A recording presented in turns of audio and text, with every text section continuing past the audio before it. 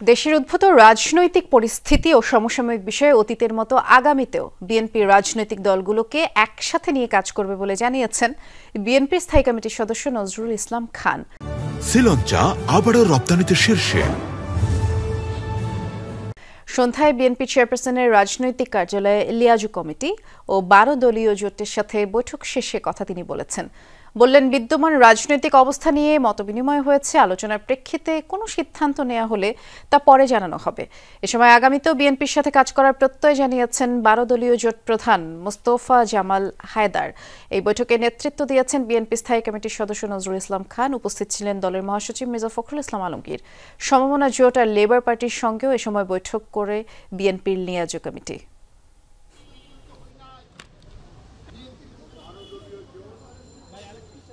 BNP আমরা বহুদিন যাবৎ আমরা ঐক্যবদ্ধভাবে কাজ করেছি এবং যুগপৎ আন্দোলনে এই ফ্যাসিবাদের পতনের লড়াইয়ে অত্যন্ত সাহসী এবং কার্যকর ভূমিকা পালন করেছে। যে আন্দোলন করে এসেছে আমাদের সেই আন্দোলনের এবং সেই ঐক্যের প্রয়োজনীয়তা ফুরিয়ে যায় নাই।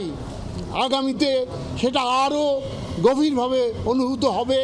আমরা সেই বিএনপির সঙ্গে অন্যান্য রাজনৈতিক দলগুলিকে নিয়ে অতীতের ন্যায় আমাদের কর্মসূচি আপনাদের সামনে খুব শিগগিরই ঘোষণা করব।